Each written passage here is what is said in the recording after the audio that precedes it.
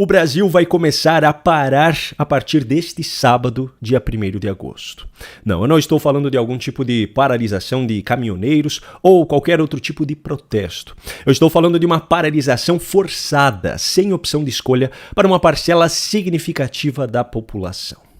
Graças a uma medida arbitrária do governo Lula, a partir deste sábado, dia 1º de agosto, a nova gasolina com 32% de etanol começa a chegar aos postos de combustíveis. E esse percentual já começa a colocar em risco o funcionamento de determinados tipos de veículos que hoje representam um único meio de transporte para uma parcela significativa da população brasileira. A proposta foi apresentada publicamente pelo governo Lula no início de junho, como solução para conter a alta dos preços. A aprovação do Conselho Nacional de Política Energética aconteceu no dia 14 de julho e a medida, a princípio, é de caráter provisório, terá vigência de 180 dias, podendo ser prorrogada por mais 180.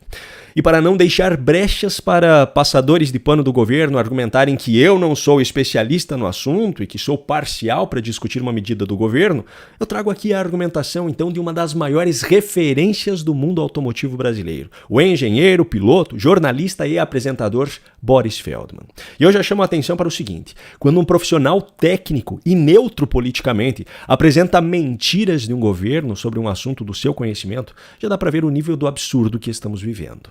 Veja o alerta que ele fez ainda no mês de maio, quando a proposta nem havia saído ainda do papel. Não é possível o presidente da República se valer de tanta mentira para justificar mais um aumento do etanol na gasolina, de 30% para 32%. A primeira mentira: ele se diz amparado pela lei do combustível do futuro. Não é verdade, pois ela permite sim elevar o teor do etanol até 35%. Desde que comprovada a viabilidade técnica, o que não aconteceu. Ele afirmou também que os 32% de etanol na gasolina já foram testados. Mentira. Os ensaios com 32% foram realizados em 2025, quando o teor subiu de 27% para 30%, mas como margem de tolerância para evitar problemas com desvios na mistura. Agora, para se aprovar os 32% de etanol, os ensaios deveriam utilizar um teor de 34% ou, no mínimo, de 33%. A terceira mentira está nos testes para se aprovar os novos teores, que não são realizados de maneira tecnicamente aceitável, pois só analisam a dirigibilidade, marcha lenta, aceleração, variações de temperatura. Mas falta comprovar a compatibilidade dos componentes com o novo teor de etanol, porque ele é higroscópico, absorve água que pode provocar a oxidação das peças. Testes de longo prazo não são realizados pela urgência do governo em aprovar a medida. Pior ainda, a Abraciclo, que reúne as fábricas de motos, contestou os resultados dos ensaios anteriores, que indicaram falhas, dificuldade de ligar as motos nas manhãs mais frias e também na retomada de aceleração. Problemas mais perigosos nas duas que nas quatro rodas, pois colocam em risco a segurança do motociclista numa ultrapassagem ou inclinado numa curva. O governo desprezou e se fez de surdo para Abraciclo, simples assim. Quarta mentira, que vai direto para o bolso do motorista: o aumento do consumo com o novo teor de etanol não foi compensado por uma redução do preço da gasolina, conforme promessa do presidente da República. Diante disso, onde estão o Ministério Público e a CNT, que representam os consumidores? Ninguém é contrário ao biocombustível. O protesto é contra o aumento de seu teor na marra, goela abaixo do motorista. Pois é, o alerta foi feito com muita antecedência, não apenas por Boris Feldman, mas por vários outros especialistas também. Só que o governo, como já é de praxe, se preocupou apenas em ajustar a narrativa, enquanto deu seguimento a uma medida que ignora completamente o impacto para o cidadão. E aí agora aparecem matérias como a da Globo: veja como proteger o seu carro. Francamente, do jeito em que as coisas estão indo, o único jeito do cidadão proteger um bem será saindo do país. E não é só do carro que eu estou falando.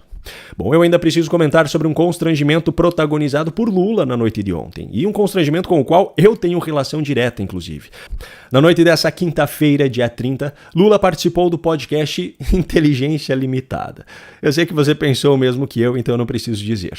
Enfim, o fato é que teve um momento desse podcast em que o Vilela, apresentador do podcast, questionou Lula sobre os sigilos impostos pelo seu governo depois das promessas feitas por ele em 2022. Eu lembro no debate da Globo, se não me engano, você falando, a primeira coisa que eu vou fazer, vou derrubar o sigilo de 100 anos do Bolsonaro, tudo mais. Aí o senhor vem e faz a mesma coisa. Muita gente ficou decepcionada. Qual a explicação de colocar sigilo em tudo? Bom, Lula tentou de todas as formas fugir de uma resposta concreta, mas o apresentador insistiu na contradição. Não, eu vou te dar um material para você ler. Não, mas depois por quê? você comentar. Deixa eu contar uma coisa para você. Primeiro, eu sou radicalmente contra sigilo de 100 anos. Então, Eu vou poupar o seu tempo dos longos minutos de enrolação, então vou resumir aqui com a principal desculpa dada por Lula, a de que a maioria das coisas nem chegam até ele. não. Isso nem chega na presidência. Quem que escolhe o que vai Isso ficar vai em para a sigilo? CGU. Você tem órgão de governo, sabe, que apura essas coisas. Mas você não pode bater o pé e falar, não quero pode. sigilo? Só que tem um ponto específico dessa resposta que me pegou em um nível pessoal. Eu tenho relação direta com isso.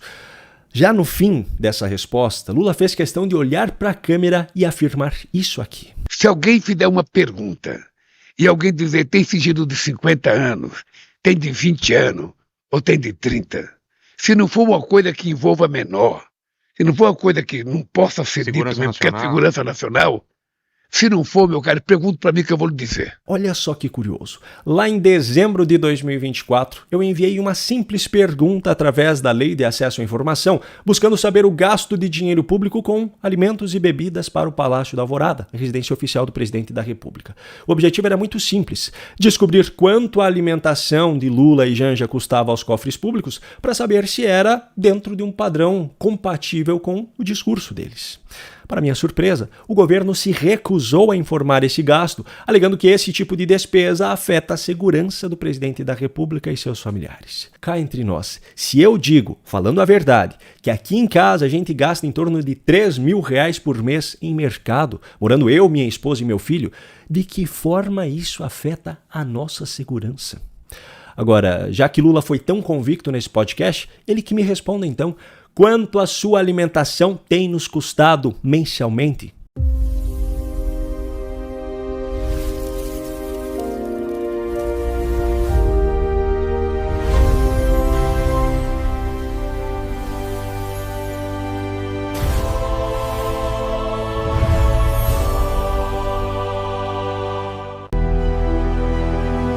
Experience the future.